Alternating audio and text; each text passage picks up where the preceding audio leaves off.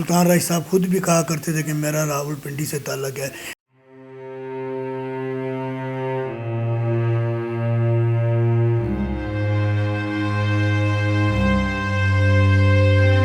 السلام علیکم۔ Light camera action کے ایک نئے ایپیسوڈ کے ساتھ میں کریم ارمان ایک بار پھر آپ کے سامنے۔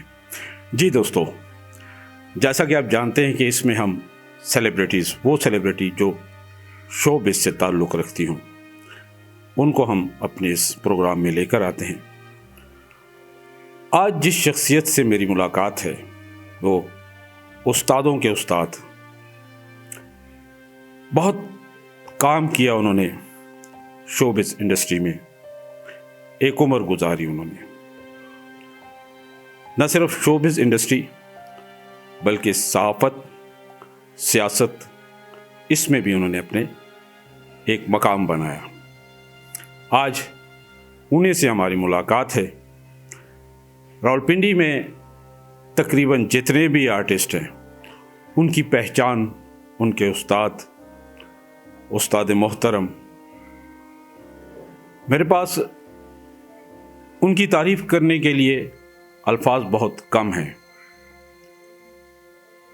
لیکن جو لوگ شو بز انڈسٹری سے تعلق رکھتے ہیں وہ پاکستان کے کسی بھی کونے میں ہو، ان کے نام سے واقف ہیں۔ نہ صرف پاکستان میں بلکہ انٹرنیشنلی بھی ان کو لوگ جانتے ہیں۔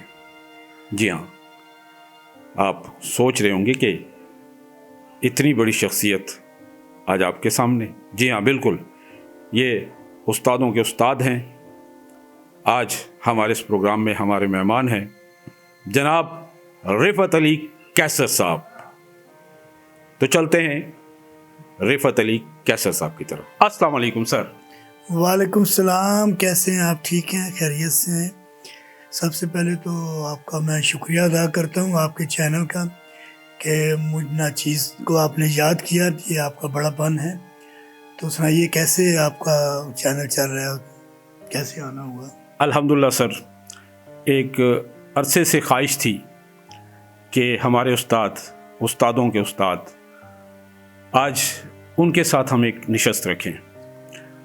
زندگی کا ایک بہت بڑا جو حصہ ہے وہ آپ نے شوبز، صحافت اور سیاست میں گزارا۔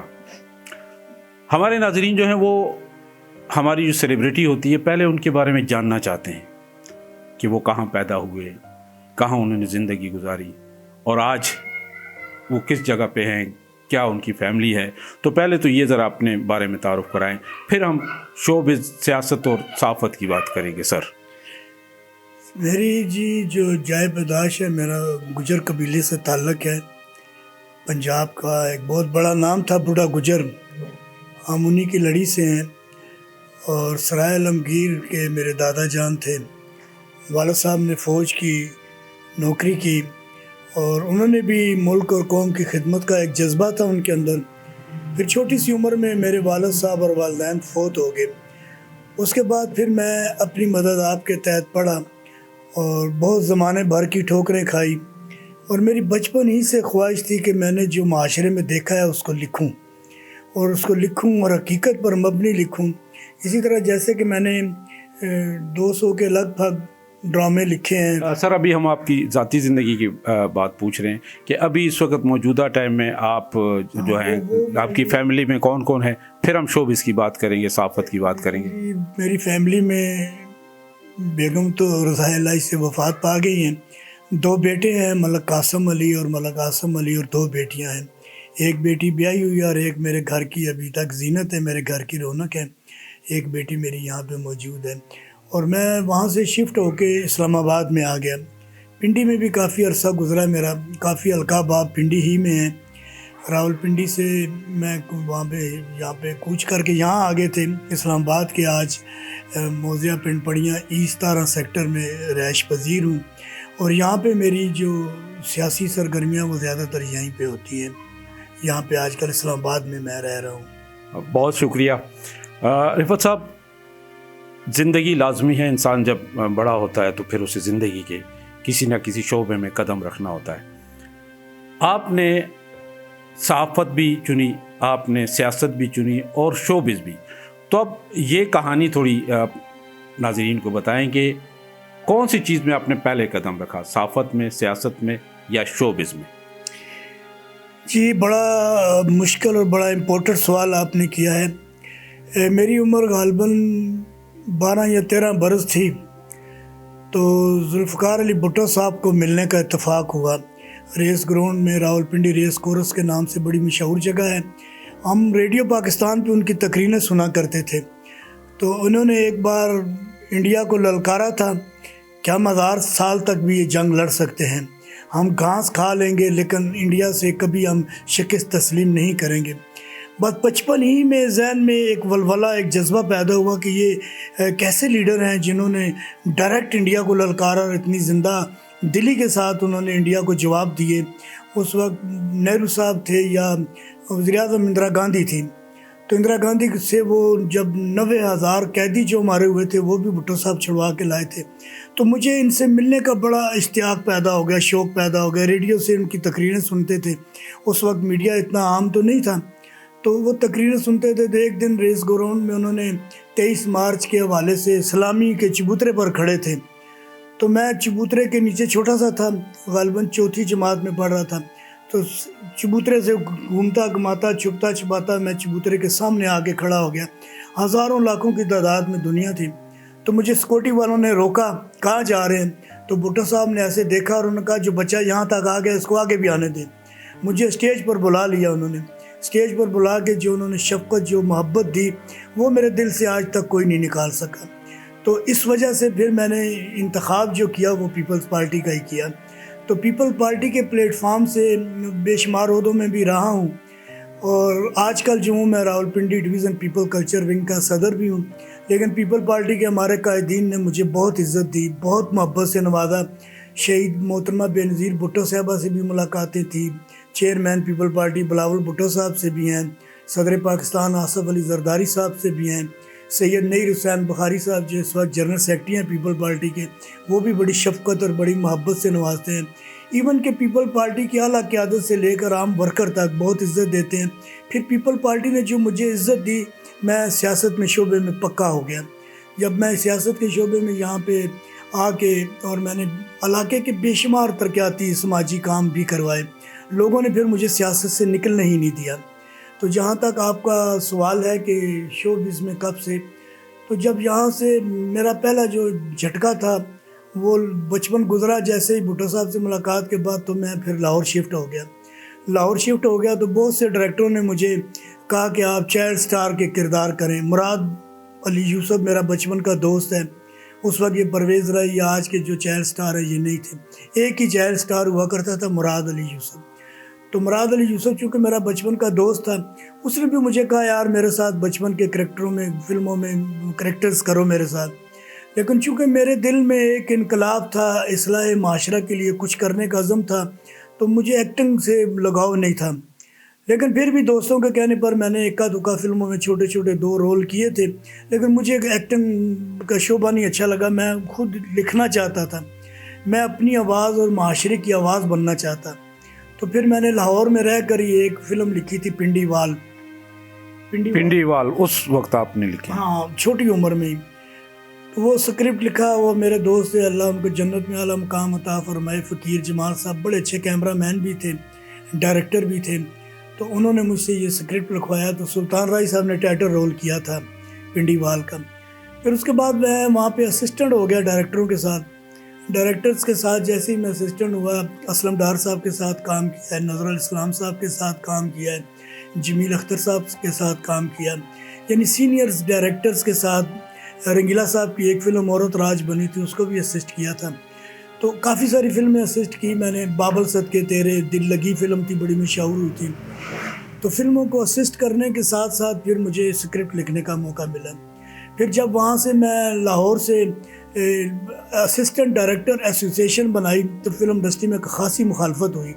اس وقت انڈیا اور پاکستان کا کمپٹیشن چل رہا تھا.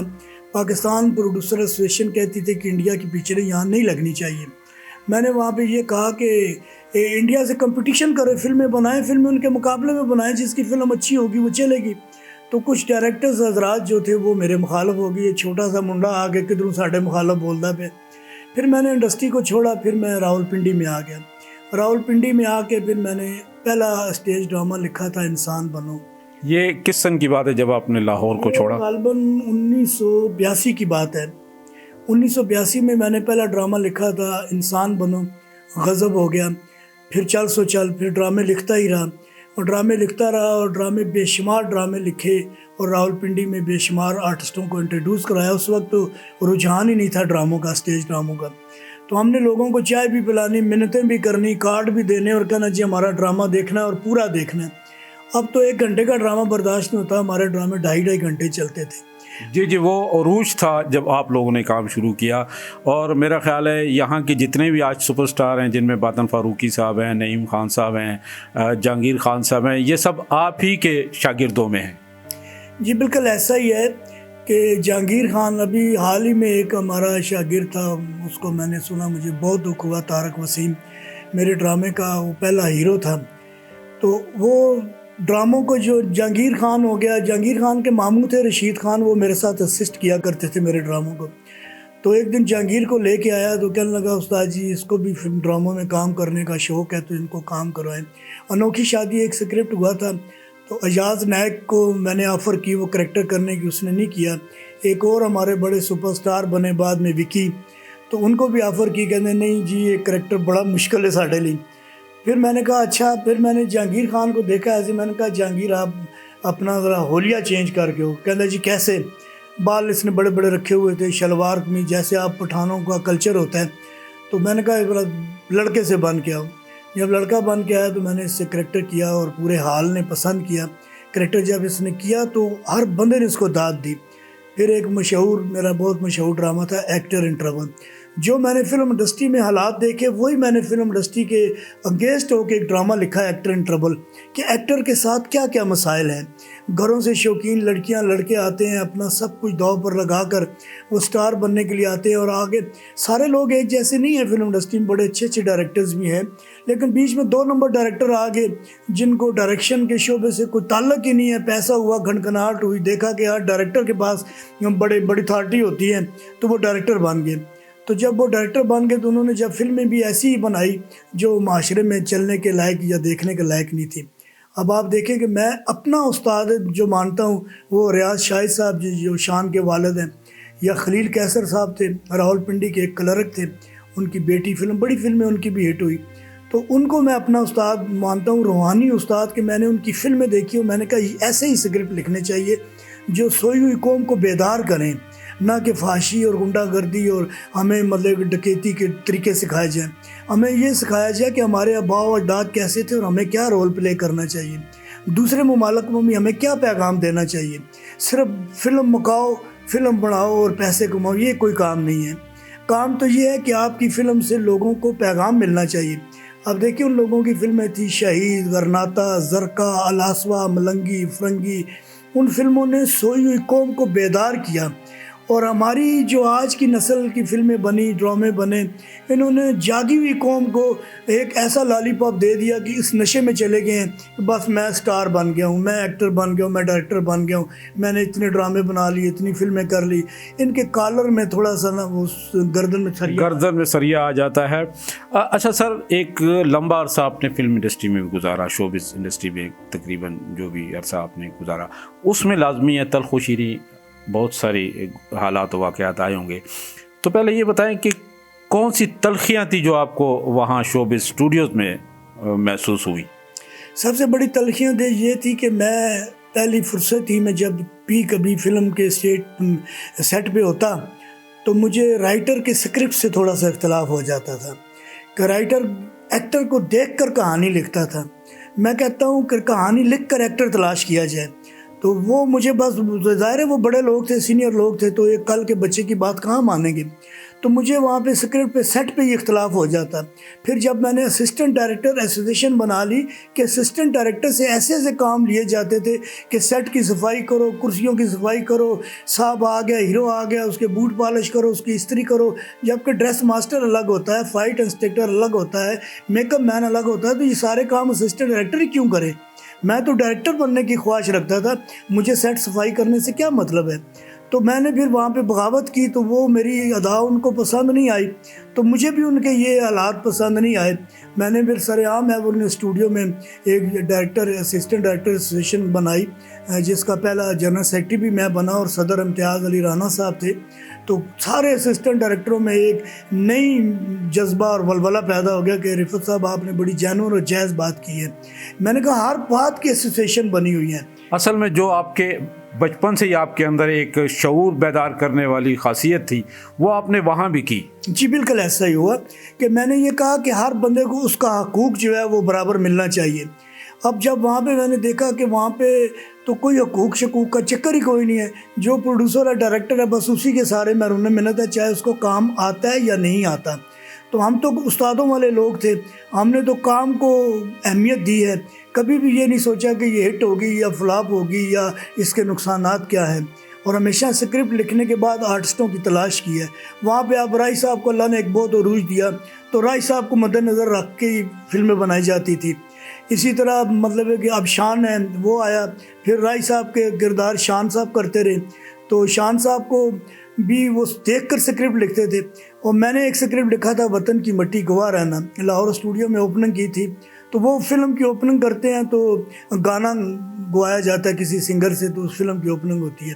میں نے فلم کی اوپننگ جب کی تھی وطن کی مٹی گواہ رہنا ہے اور اسٹوڈیو میں، تو وہ میں نے تلاوت قرآن پاک سے اس کا آغاز کیا، اور شفقت چیمہ صاحب نے اس میں نعت شریف پڑھی اور لوگوں میں بڑی اچھی اس نے تلاوت کی اور اس کا ترجمہ بھی سنایا شفقت چیمہ صاحب۔ تو بہت سارے سٹار، بہت سارے ڈائریکٹر وہاں موجود تھے، پنڈی سے بھی میں خاصے آرٹسٹوں کو میں نے بلایا تھا، تو وہاں پہ افتتاح کیا تو وطن کی مٹی گواہ رہنا۔ تو وہ پہلا سکرپٹ ہی میرا ایسا تھا، میرے پروڈیوسر بعد میں بھاگ گئے، ساجد بھٹی گجر خان تک کا تھا، پروڈیوسر تھا، وہ یہاں سے فلم بنانے گیا تو لاہور میں جا کے اس نے زمین خرید لی۔ استاد جی میں نے تو فلم کیا بنانی ہے، میں نے تو زمین خرید لی ہے۔ تو اب میں وہاں پہ ادھورا رہ گیا، فلم کے کچھ سین کچھ گانے میں نے ریکارڈ کیے، ادھورا رہ گیا۔ پھر مجھے لاہور دوبارہ سے چھوڑنا پڑا، فلم انڈسٹری کو دوبارہ سے مجھے چھوڑنا پڑا، کافی گیپ کے بعد میں گیا تھا فلم لے کر۔ تو جب میرا پروڈیوسر بھاگ گیا تو مجھے بھی پھر پنڈی آنا پڑا۔ تو میرے لیے راول پنڈی ہی کے لوگ بڑے افضل ہیں، عزت دیتے ہیں، سارے لوگ بڑا احترام کرتے ہیں۔ جن آرٹسٹوں کے نام لیے ہیں آپ نے، یہ بڑا احترام کرتے ہیں، جیسا کہ افتخار ٹھاکر ہے، حمید بابر ہے، جہانگیر خان ہے، باطن فاروقی ہے، نعیم خان ہے، شبیر شاہ ہے، ممتاز خان ہے، وحید مناس ہے، بہت سے، انجم ملک ہے، بہت سے سٹار ایسے ہیں جنہوں نے مجھے ہمیشہ باپ کا درجہ دیا اور بہت عزت کی۔ اور ان کو سٹار بنانے کے لیے بھی میں نے اپنے گھر کے برتن تک بھیجے کہ یہ سٹار بنے ڈرامے کرنے کے لیے۔ تو اللہ نے کیا کہ ان سب کو اللہ نے عروج دی، عزت دی، کہ میرا ایک ان کو شروع سے میں کہتا تھا کہ با ادب لوگ با مراد ہوتے ہیں، بے ادب کبھی مرادیں نہیں پایا کرتے۔ بے شک بے شک۔ اچھا، اب انڈسٹری میں وہ کون سے سٹار تھے جنہیں آپ سمجھتے ہیں کہ جہاں وہ اتنے بڑے سٹار تھے وہاں ان کی انسانیت بھی عروج پر تھی؟ دیکھیں جی، اسٹار تو ماشاءاللہ سبھی بہت اچھے ہیں، جن سے میرا کام کرنے کا اتفاق ہوا، محمد علی صاحب، وحید مراد صاحب، ندیم صاحب، شاہد صاحب، ان پہ ایک بہت بڑا عروج تھا۔ اور رائی صاحب انسانی ہمدردی کا جذبہ بھی رکھتے تھے، اور رائی صاحب تو مجھ سے بہت پیار کرتے تھے کیونکہ ان کا بھی بیسیکلی تعلق راول پنڈی ہی سے تھا۔ تو اسی طرح مطلب اظہار قاضی صاحب تھے، یہ ہو گئے۔ ان لوگوں نے مجھے بہت عزت دی، بہت محبت دی، اور کسی جگہ بھی انہوں نے کوئی ایسی بات نہیں کی جس سے کسی کے دل شکنی ہوئی ہو۔ ان پر اللہ نے اتنا عروج دیا، لیکن ان کے اندر میں نے تکبر اور غرور نہیں دیکھا۔ عاجزی اور انکساری کے ساتھ چھوٹے سے لے کر ایک لائٹ مین کو بھی آ کے کہتے تھے کیسے ہو بھائی، ٹھیک ہو، سب سے ملنا۔ ان کی ملن ساری ہی سے تو میں خوش ہوا اور متاثر ہوا ہوں کہ یار ہمارے سٹار اتنا بڑا کردار رکھتے ہیں، ان ایسے لوگ تو ماشاءاللہ ان کا تو نخرہ ہی نہیں سنبھالا جاتا۔ لیکن یہ ہے کہ انہوں نے جس عاجزی اور سادگی سے اپنے آپ کو گزارا۔ محمد علی صاحب مجھے پیار سے کالیے کہتے تھے، اوے کالیے کیا ہے۔ اسی طرح غلامی الدین کا اور حبیب صاحب کو میں نام نہ لوں تو یہ زیادتی ہوگی کہ انہوں نے میری فلم میں بھی کام کیا۔ میں حبیب صاحب کے پاس ان کے گھر گیا ہوں، تو اسی وطن کی مٹی گواہ رہنا کا میں نے سکرپٹ ڈسکس کیا، تو میرے ساتھ کیمرہ مین تھا، تو وہ کہنے لگا جی سر آپ محافظہ طے کر لیں تو اچھی بات ہے رفعت صاحب سے۔ انہوں نے کہا یار جیسا مجھے انہوں نے اسکرپٹ دیا ہے اس کا معاوضہ بتاتے ہوئے تو مجھے شرم آتی ہے. ہاں یہ کہنا میں فخر محسوس کروں گا کہ مجھ سے کتنے پیسے لیں گے کہ یہ کریکٹر میں کروں. یہ ہوتی ہے بڑے لوگوں کی بات. جی تو میں بڑا خوش ہوا. میں نے کہا نہیں سر آپ کا رائٹس ہے, آپ بتائیں گے. کہتا رفعت علی کیسر جو آپ نے اسکرپٹ لکھ دیا ہے, میں نے اتنا عرصہ فلم انڈسٹری میں کام کیا ہے اور مجھے یہ چیز دکھائی نہیں دی, تو مجھے آج ریاض شاہد اور خلیل کیسر یاد آئے ہیں تمہارے اندر سے, تو میں اس فلم پہ کتنے پیسے آپ کے ساتھ انویسٹ کروں. تو میں بڑا خوش ہوا. انہوں نے میری فلم کے 8-10 سین بھی کیے تھے حبیب صاحب نے. اور جہاں تک غلام الدین صاحب کا تعلق ہے, آصف خان صاحب کا تعلق ہے, انہوں نے میری پیغام امن فلم میں بھی کام کیا, بہت ہی پیار کرتے تھے. میں سمجھتا ہوں کہ فلم انڈسٹری میں جتنے بھی پٹھان اداکار گزرے ہیں اردو کسی کی میں نے کلیئر نہیں پائی. اگر آصف خان جو تھے کبھی ایسا محسوس نہیں ہے, یوسف خان شیربانوں کے بعد بہت سی پشتو فلموں کے بعد جب اردو فلموں میں آئے تو کبھی کسی ایک فقرے میں ایک مکالمے میں نہیں محسوس ہوا کہ یہ بندہ پٹھان ہے. اتنی اچھی اردو. اس کے بعد ان کے صاحبزادے ہیں ارباز خان, اور وہ بھی اردو بہت اچھی اردو بولتے ہیں, پرفارم بہت اچھا کرتے ہیں. پھر وہ جہانگیر خان, حالانکہ جہانگیر خان بھی پٹھان ہے, اس کی اردو بہت اچھی ہے. اسی طرح نعیم خان لے لیں, باطن فاروقی. اس کے بعد تو آنے والے جتنے بھی فنکار آئے ہیں سب کی اردو بہت اچھی تھی. حد تک کہ آپ سے بھی اتفاق ہوا کام کرنے کا, آپ کی بھی اردو بہت اچھی ہو گئی. تو ہر جگہ پہ محسوس ہوتا تھا کہ پٹھان جو ہے وہ پٹھان ہی ہے. اس کی اردو مطلب ہے کہ کلیئر پتہ چل جاتا ہے, کسی نہ کسی فقرے سے پتہ چل جاتا ہے کہ یہ پٹھان ہے. لیکن ان آرٹسٹوں نے کبھی محسوس نہیں ہونے دیا, کیونکہ ہماری تو سندھی ہو, بلوچی, پٹھان, پنجابی, ہم سب پاکستانی ہونے کے ناطے ان سب پٹھانوں نے بھی پنجابیوں نے بھی اچھے پاکستانی ہونے کا ثبوت دیا ہے. اچھا سر, انڈسٹری نے اس زمانے میں بڑا اچھا کام کیا, بڑا دیکھنے والا کام, متاثر کرنے والا کام, جو روشنی پھیلانے والا کام, لیکن آخر انڈسٹری کی تباہی کی وجہ کیا بنی؟ دیکھو جی, ایک تو ہوتا ہے نا اپنے پاؤں پہ کلاڑی مارنا. ہماری فلم انڈسٹری کے لوگوں نے کلاڑی پر پاؤں مارا ہے چھڑپ کر کے. اس کی وجہ یہ ہے کہ جب فلم پر عروج آیا تو انہوں نے سارا ڈیپینڈ ہی آرٹسٹوں پہ کر دیا کہ یار رائی صاحب بڑے ہٹ ہیں تو ان کو رکھ لیں گے تو فلم ہٹ ہو جائے گی, شان صاحب بڑے ہٹ ہیں تو وہ ہٹ. تو سکرپٹ کی طرف توجہ نہیں دی. جب سکرپٹ مین بنیاد ہی آپ کی سکرپٹ ہے, جب سکرپٹ میں جان نہیں ہوگی, طاقت نہیں ہوگی, ملک اور قوم کی بقا اور سلامتی کی آپ بات نہیں کریں گے, آپ صرف ڈانس مجنوں پر, لوکیشن پر, گیٹ اپ پر, میک اپ پر ڈیپینڈ کریں گے تو فلمیں تو فلاپ ہوں گی نا. جب سکرپٹ ہی اچھا نہیں ہوگا تو ان لوگوں نے فلموں کے معیار کو نہیں دیکھا, فلم بنانے کی کوشش کی کہ مکاؤ یار مکاؤ, جلدی جلدی کرو فلم مکاؤ. پہلے فلم بنائی جاتی تھی, فلم کے لیے لوکیشن تیار کرنا, اس کے لیے رائٹر کو ڈھونڈنا, میک اپ مین کا انتخاب کرنا, لوکیشنز کا انتخاب کرنا, آرٹسٹ کے لیے گیٹ اپ ڈریسنگ کا انتخاب کرنا. اب وہ چیزیں نہیں ہیں. بس سر تسی جڑے کپڑے پا کے آ جاؤ تہاڈی فلم چل جائے گی. تو یہ تھا, فلم انڈسٹری نے اپنی تباہی کے ذمہ دار فلم انڈسٹری خود ہے, معاشرہ نہیں ہے. پھر کہتے ہیں نا جی انہوں نے جب سے فحاشی اور عریانیت کا سہارا لیا تو یہ فلاپ ہو گئی. تو اب جب ان سے میں نے کئی بار بڑے ڈائریکٹروں سے سوال کیا جی کہ آپ ایسا کیوں کر رہے ہیں, جی معاشرہ منگتا ہی ہے. میں نے کہا معاشرے کو آپ نے چسکا ڈال دیا ہوا ہے, معاشرہ یہ نہیں مانگتا, معاشرے کو آپ اچھی چیز دیں. آپ زرقا فلم کے آپ کو پتہ ہے پلاٹنم جبلی ہوا کرتی تھی, شہید فلم ان میں کون سی فحاشی تھی. تو گانا یا فلم انڈسٹری میں ڈانس گانا مجرا ٹھیک ہے, ایک انٹرٹینمنٹ میں ایک ضرورت ہے, اس کو ضرورت کے تحت رکھا جاتا. پرانی فلموں میں گانے نہیں تھے, گانے بھی تھے, سچویشن تھی, کامیڈی کرتے تھے, سچویشن کامیڈی ہوتی تھی. اسی طرح اگر وہ کوئی پیغام دینا چاہتے تھے تو اس میں باقاعدہ مثبت ایک پیغام دیا جاتا ہے. ہماری قوم کو کیا کرنا چاہیے. دیکھیں میں سمجھتا ہوں کہ فلم سٹار اور ڈائریکٹر, رائٹر, پروڈیوسر جو ہے یہ معاشرے کے سفیر ہیں. ان کو اچھی تبلیغ, اچھا پیغام ملک اور قوم کو دینا چاہیے. بس پیسے کی گنگناہٹ, چمک دھمک میں یہ لوگوں نے فلم انڈسٹری کو تباہ کیا. سر پی ٹی وی کا دور تھا تو جب پی ٹی وی لوگ دیکھتے تھے تو جس سینٹر کا ڈرامہ ہوتا تھا تو وہاں سے پتہ چلتا تھا کہ یہ اپنا کلچر اور ثقافت دکھا رہے ہیں. پٹھانوں کی, پنجابیوں کی, سندھیوں کی, بلوچستان کی, جب وہاں کے ڈرامے چلتے تو ایک کلچر نظر آتا تھا, ایک ثقافت نظر آتی تھی.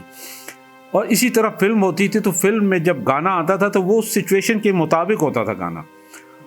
وقت کے ساتھ جب تبدیلی آئی تو گانے کی کچھ ضرورت ہے یا نہیں ہے, لیکن ٹھک کر کے جس طرح کسی اس میں کنویں میں آپ کسی کو پھینک دیتے ہیں نا، اسی طرح وہ گانا آ جاتا تھا، اس کا سٹوری سے کوئی تعلق ہے یا نہیں ہے.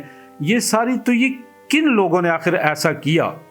سر یہی لوگ ہیں جن کا میں پہلے بھی ذکر کر چکا ہوں، اپنی انڈسٹری کو برباد کرنے والے. آپ دیکھیں جب پی ٹی وی کے ڈرامے چلتے تھے تو ساری فیملی ایک اہتمام کر کے بیٹھتی تھی، اور کسی گھر میں ٹی وی ہوتا. جیسے کہ وہ بس ایک خدا کی بستی ایک ڈرامہ چلا تھا، یہ بیروز سبزواری وغیرہ سارے اس میں تھے. اسی طرح وارث ڈرامہ ایک چلا تھا. بہت اچھے ڈرامے جو ہیں جنہوں نے ملک قوم کو ایک میسج دیا. پوری فیملی بیٹھ کر ڈرامہ دیکھتی تھی. چائے کا اہتمام کیا، کھانے کا اہتمام کیا، ٹی وی لگ گیا، بچوں کو بولنے نہیں دیتے تھے. ہم بیچ میں بولتے تو کہتے چپ کرو. تو یہ ماحول تھا. اسی طرح جب فلم دیکھنے کے لیے لوگ جاتے تھے تو باقاعدہ پلان کے ساتھ جاتے تھے. فیملیاں جاتی تھی پلان کے ساتھ کہ ہم نے یہ فلم آج دیکھنی ہے، ایک اہتمام کر کے فلم دیکھی جاتی تھی. تو فلم میں جو بحران آیا فلم انڈسٹری میں، ہمارے اپنے ہی ڈائریکٹرز اور پروڈیوسرز ہی کی وجہ سے آیا ہے. کوئی حکومت نے کسی کو فیل نہیں کیا. کسی حکومت نے کبھی ان کو نہیں کہا کہ آپ اچھی فلمیں نہ بنائیں. اچھی فلمیں نہ بنانے کی وجہ سے ان پر زوال آیا. آج دیکھیں باری اسٹوڈیو ہے، ایورنی اسٹوڈیو ہے، وہاں پہ کسی جگہ گودام بن گئے ہیں، کسی جگہ سوسائٹیاں بن گئی ہیں. یعنی فلم انڈسٹری کا بیڑا ہی غرق کر دیا گیا. اس میں کسی کا کوئی قصور نہیں ہے. اس میں صرف فحاشی، غنڈہ گردی، منمانی کا قصور ہے. اور سکرپٹ نہ ہونے کی وجہ سے اب یہ لوگوں نے اب کہتے ہیں، مجھ سے کہا جی آپ اگر فلم نہیں بنا سکتے، بہت سے ڈائریکٹروں نے کہا کہ آپ یہ سکرپٹ ہمیں دے دیں، ہم اس کی فلم بنائیں گے. تو آپ سکرپٹ کے کیا لیں گے؟ میں نے کہا جی ایک واحد سکرپٹ رائٹر ہے جس کو آپ پیسے نہیں دیتے. آپ گانے کے لیے کسی آرٹسٹ کو 2 لاکھ 3 لاکھ 4 لاکھ 5 لاکھ بھی دے دیں گے کہ اس کے 2 گانے ہیں فلم میں، ڈانس کرنا ہے اس نے. تو آپ رائٹر کو بالکل رائٹر سمجھتے ہی نہیں ہیں. تو جب آپ رائٹر کو پیسے نہیں دیتے ہیں تو میں آپ سے کیا ڈیمانڈ کروں اپنی سکرپٹ کی؟ نہیں پھر بھی آپ بتائیں. میں نے کہا جی 5 لاکھ روپیہ سکرپٹ کا ہے، 5 لاکھ سے ایسی فلم بنا لینی ہے. تو میں کہا پھر بناؤ. میرا سکرپٹ 5 لاکھ کا، تو پوری فلم انڈسٹری والوں نے میرا مذاق اڑایا. ایک کڑا رائٹر پنڈیوں آ گئے یار جڑا ساڈے کول 5 لاکھ روپیہ منگدا ہے فلم دا. سر میں سلیم صاحب کا انٹرویو سنیا تھا، سلمان خان کے والد کا. انہوں نے کہا ایک وقت تھا جب میں نے کہا کہ ایک دن آئے گا کہ اسکرپٹ رائٹر جو ہے وہ ایکٹر سے زیادہ معاوضہ لے گا. پھر انہوں نے کہا کہ میں نے ایک فلم لکھی، شاید کلی تھی یا کون سی، جس میں امیتابھ بچن کو 12 لاکھ اور مجھے 12.5 لاکھ روپے ملے تھے. تو وہ آج بھی کامیاب ہیں وہ لوگ. آج بھی بالکل. دیکھیں اب انڈیا اور پاکستان کی فلموں کے درمیان آپ تھوڑا سا فرق محسوس کریں.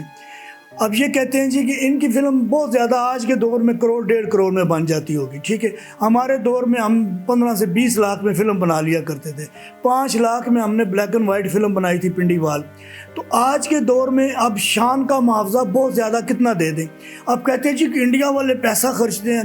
بھائی انڈیا کے بجٹ اسی طرح سے بڑھ کے ہیں کہ وہ کروڑوں کی تعداد میں آرٹسٹوں کو دیتے ہیں. کروڑ فلانے کو، 2 کروڑ فلانے کو، 12 کروڑ فلاں کو. تو آپ کیا دیتے ہو آرٹسٹ کو؟ کیمرے مین کو کیا دیتے ہو؟ آپ سکرپٹ رائٹر کو کہتے ہیں 10,000 لے لے یار جان چھڑ. تو ایسا نہیں ہے. جب سکرپٹ ہی آپ کی بنیاد، شیکسپیئر صاحب سے کسی نے پوچھا کہ آپ مجھے یہ بتائیں کہ فلم کی کامیابی کے لیے کیا چیز ضروری ہے؟ آیا اس کے لیے لوکیشن اچھی چاہیے، سپر سٹار چاہیے، میوزک اچھا چاہیے، ڈریسنگ اچھی چاہیے، ڈائریکشن اچھی چاہیے، کیا چاہیے؟ انہوں نے کہا صرف سکرپٹ. 3 بار اس بندے نے سوال کیا تو 3 ہی بار انہوں نے کہا صرف سکرپٹ. آپ سکرپٹ رائٹر کو کسی خاطر ہی میں نہیں لاتے. تو جب آپ نہیں لائیں گے سکرپٹ، آپ 10,000 میں لکھوائیں گے یا 15,000 میں لکھوائیں گے تو ایسا ہی سکرپٹ ہوگا نا، جدھر سے آئے گا وہ لکھے گا. تو سکرپٹ جو ہے وہ بنیادی چیز ہے.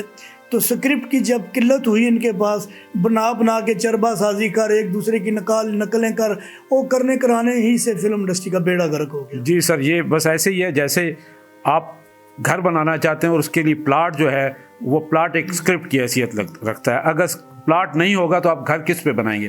اچھا سر، یہ تو باتیں تھی. اچھا، رائی صاحب کے حوالے سے آپ نے کہا، بہت سارے لوگ کہتے ہیں جی ان کی پیدائش وہاں ہوئی یہاں ہوئی. آپ نے کہا جی ان کی پنڈی میں پیدائش ہوئی. ان کے حوالے سے تھوڑا ان کی زندگی کے بارے میں روشنی ڈالیں.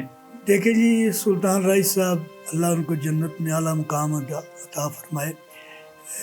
ان کی فوتگی سے کچھ ہی دن پہلے میری ملاقات ہوئی تھی ان سے. یہاں اسلام آباد آئے ہوئے تھے تو ان سے بات چیت بھی ہوئی، ہیلو آئی ہوئی. تو سلطان رائی صاحب بہت ہی زندہ دل آدمی تھے اور انسان دوست، غریب پرور انسان تھے. انہوں نے پاکستان کی تاریخ میں واحد سٹار میں نے ایسا دیکھا ہے جنہوں نے یتیم بچیوں کی شادیاں کروائی، یتیموں کا، غریبوں کا بہت خیال کرتے تھے، اپنے زمانہ عروج میں ان کے گھروں میں چلے جاتے۔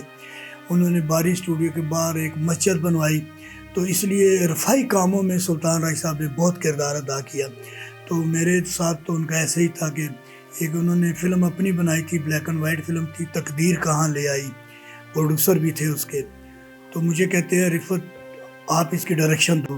میں کہا نہیں سر، اتنا بڑا سکرپٹ ہے اور آپ کی زندگی پہ فلم ہے، تو میں اس پہ کیسے ڈائریکشن؟ نہیں تو ڈائریکشن دیں گا۔ میں کہا نہیں سر، میں نے کہا ٹائٹل رول پہ کسی کا نام دے دیں، کام سارا میں کروں گا جو مجھ سے ہو سکے گا۔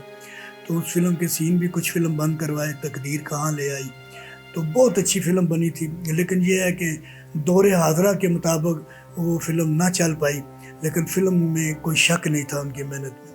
تو سلطان رائی صاحب جو ہے جی، میرے ایک ڈرامے کی اوپننگ، یہ اسی ایکٹر ان ٹربل کی اوپننگ پہ فلیش مین ہوٹل میں میں نے انہیں سے اوپننگ کروائی تھی، سلطان رائی صاحب سے، لاہور سے آئے تھے۔ تو مجھے وہاں سے کہا رفتی میری گل سن لیں، میں تیرے کو پان کھانے نہیں لال کڑتی دے۔ میں نے لڑکے کو بھیجا، میں نے کہا یار رائی صاحب کے لیے جو پان وہ کھاتے ہیں وہ لے کے آ۔ میں کہا سر کوئی وڈی جی ڈیمانڈ کرا، تو کی میں نے وڈی ڈیمانڈ کی دیں گا۔ تو رائی صاحب جو تھے بہت ہی شفیق انسان تھے، محبت کرنے والے تھے۔ تو ان کی پیدائش پنڈی کی تھی، یہ کہاں سے وہ؟ جی ان کا جو حلقہ باب ہے، ہمارے عزیز و کار جتنے بھی ہیں ان کے بھی ہمارے بھی، ان کا ایک ہی ہے، ٹیکسلا سے ان کا تعلق تھا، راول پنڈی ہی سے تھے۔ اب یہ مجھے ایگزیکٹ نہیں پتا کہ ان کی پیدائش پنڈی کی تھی یا ٹیکسلا کی تھی، لیکن کافی ان کا خاندان برادری یہاں پہ موجود تھے۔ اور سلطان رائی صاحب خود بھی کہا کرتے تھے کہ میرا راول پنڈی سے تعلق ہے، جاوید شیخ کا، اسی طرح راحت کاظمی صاحب کا، پابا علاؤدین کا، بہت بڑے بڑے سٹار جو ہیں پنڈی ہی سے۔ شکایت کوئی ایسا فنکار جس سے آپ کو ہو پنڈی کے آپ کے شاگردوں میں؟ ویسے تو پیار کرنے والے سب ہیں، لیکن آج کیونکہ کچھ خون سفید ہو چکا ہے، اور وہ عزت، وہ مقام جو آج سے 15-20 سال پہلے، 30 سال پہلے ملتا تھا استادوں کو، وہ نہیں ہوتا۔ جب آرٹسٹ تھوڑا سا بڑا ہو جاتا ہے تو شاید کبھی کوئی سامنے آ جائے تو پھر بڑی آؤ بھگت ہوتی ہے، لیکن یاد نہیں کیا جاتا۔ کیا ایسی بات ہے یا آپ سے آپ کے شاگرد آج بھی ملتے ہیں؟ دیکھیں کریم خان، میں نے پہلے کہا تھا کہ 50% جو ہے میرے شاگرد آج بھی اسی طرح احترام ادب کرتے ہیں۔ 50% وہ شاگرد میرے جو اپنی ہی کوتاہیوں، اپنی ہی حرکتوں کی وجہ سے ناکام رہے۔ اب ظاہر ہے ایک ناکام آدمی جو ہے وہ بے ہدایتہ بھی ہوگا اور ادب و احترام سے بھی فارغ ہوگا، تو ان سے کیا شکوہ کرنا جن کی نیچر میں ہی ہم، ایسا دل ہی نہیں ہمارے پاس کہ ہم کسی سے شکوہ شکایت کریں یا ہمارا دل کسی سے دکھے، ہم اوائڈ کر دیتا ہوں۔ سر، سیاست سے بھی اور صحافت سے بھی آپ کا ایک تعلق ہے۔ سوالات تو یقیناً بہت ہوتے ہیں، کبھی وقت کے حالات سے بھول بھی جاتا ہے انسان۔ آپ کی کوئی ایسی بات، کوئی ایسی گفتگو جو آپ کرنا چاہے ہوں، میں نے وہ سوال نہ کیا ہو، تو ایسی کوئی بات جو آپ آنے والی نسلوں کو، آنے والے فنکاروں کو، یا جو بھی ہمارے آنے والے لوگ ہیں ان کے حوالے سے، سیاسی حوالے سے، صحافتی حوالے سے اور شوبز کے حوالے سے کرنا چاہیں تو وہ ذرا بتائیے گا۔ دیکھیں جی، میں نے ہمیشہ صحافت میں بھی اپنا ایک مثبت کردار ادا کیا ہے، اور صحافت جو ہے ایک مقدس پیشہ ہے۔ لفافہ صحافی تو بہت سارے ہیں، لیکن وطن سے پیار کرنا، وطن میں افہام و تفہیم سے لوگوں کو چلانا، افراتفری نہ پھیلانا، میں اس کو صحافت سمجھتا ہوں۔ دیکھو یہ سب سے پہلے ہم تو ناچیز ہیں، سیاستدانوں کو ہم کیا پیغام دیں گے، وہ خود ایک بہت بڑا پیغام ہے، لیکن ہم افراتفری کی اور انتقامی سیاست کو بالکل نہیں مانتے۔ ہم جمہوریت کے تقاضوں کو مد نظر رکھتے ہوئے جمہوری سیاست کو پسند کرتے ہیں، اور افہام و تفہیم ہی سے ملکی مسائل کا خاتمہ کیا جا سکتا ہے۔ میرا تو سیاست میں عقیدہ ہے کہ آپ جب تک غریب کے گھر پر جا کے اس کے دکھ نہیں بانٹیں گے، آپ کبھی سیاستدان نہیں ہو سکتے۔ تو ایک بندہ جب پیدا ہی سونے کا چمچہ لے کر ہوا، ہیلی کاپٹر سے یا جہازوں سے نیچے ہی نہیں اترا، اس کو کیا پتہ غریب کے مسائل کیا ہیں۔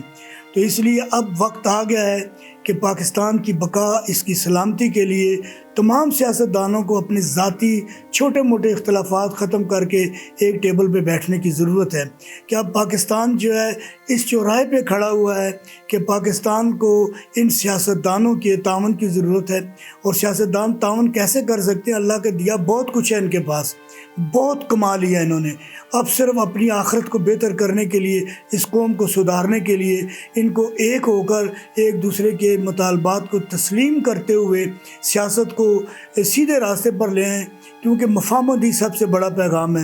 شہید جمہوریت محترمہ بے نظیر بھٹو نے ایک مفاہمت کتاب لکھی تھی، اسی کتاب کو مد نظر رکھ کے میں نے فلم پیغام امن بنائی تھی، اسی کتاب سے میں نے اسکرپٹ لکھا تھا۔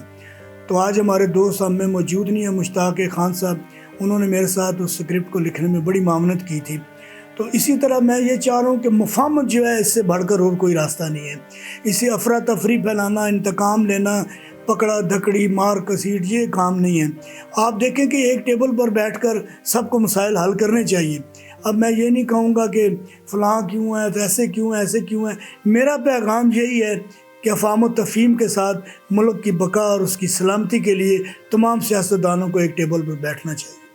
بہت شکریہ۔ اچھا، ہمارے آنے والے فنکاروں کے بارے میں، ہدایت کاروں کے بارے میں انہیں کوئی پیغام؟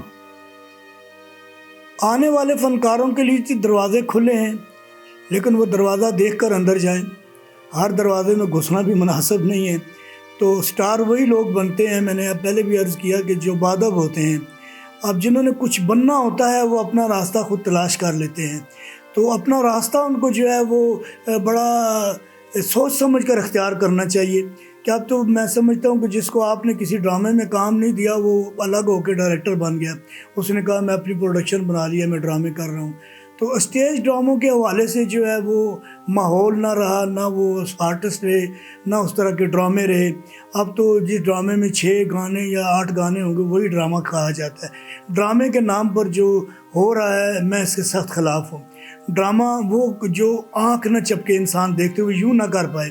ہم نے کیے ہیں الحمدللہ، ڈرامے جتنے بھی کیے ہیں فیملیاں دیکھنے کے لیے آتی ہیں، اور ابھی بھی میں جب بھی ڈرامہ کرتا ہوں فیملیاں ہی آتی ہیں۔ تو ڈرامہ ایک مشعل راہ ہے، تو ڈرامے ہی کے ذریعے آپ قوم کو بیدار کر سکتے ہیں۔ اگر آپ نے صرف اپنے شوق کو پورا کرنا ہے اور لوگوں کی زندگیاں برباد کرنی ہے تو ایسے کام سے بہتر ہے گھر میں ہی بیٹھے رہیں نئے آنے والے۔ کیا مستقبل ہے ہمارا شوبز انڈسٹری کا؟ مستقبل جو ہے جی وہ بہتر راستے پر چلنے ہی سے بہتر ہو سکتا ہے۔ آپ غلط ڈگر پہ چلتے رہیں گے تو مستقبل کی آپ توقع رکھیں گے کہ ہم بہت بہتر مستقبل بنا لیں گے، ایسا کبھی نہیں ہو سکتا۔ مجھے اپنے صحافی بھائیوں کو بھی ایک پیغام دینا ہے، چاہے وہ چینل سے تعلق رکھتے ہیں، چاہے اخبار سے تعلق رکھتے ہیں، کہ اس وقت میڈیا جو ہے یہ 5واں غالباً 4تھا ستون کہلوایا جاتا ہے۔ تو یہ جو ستون ہے اس کو بھی مثبت کردار ادا کرنے کی ضرورت ہے، افہام و تفہیم کا کردار ادا کرنے کی ضرورت ہے، افراتفری پھیلانے کی ضرورت نہیں ہے۔ حقوق انسانیت کے لیے جو آواز ہے بلند کرتے رہتے ہیں ہمارے سینئر صحافی، اچھی گفتگو کرتے ہیں ہر چینل پر، اچھے کالم لکھتے ہیں ہمارے کالم نگار۔ تو میں صحافت میں بھی اسی وجہ سے آیا ہوں کہ بہتر کردار ادا کر سکیں۔ ہم اپنا جو کردار ہے اس کو تو پازیٹیو رکھیں نا، آگے معاشرہ جانے، معاشرے کے کام جانے۔ ہمارا پیغام ہے محبت ہے، وہ جہاں تک بھی پہنچے اس کو پہنچائیں۔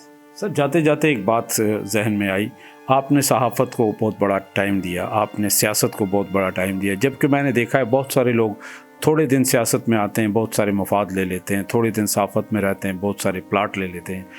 آپ کو کوئی ایسا فائدہ ملا یا نہیں ملا؟ دیکھیں جی، سیاست آج کے دور میں تجارت بن چکی ہے، تو وہ تجارت کرنے والے تاجر آتے ہیں سیاست میں اور اپنی اپنی سیاست چمکاتے ہیں، اپنے اپنے مفادات لیتے ہیں، راتوں رات اربوں پتی، کھربوں پتی، کروڑ پتی بن جاتے ہیں۔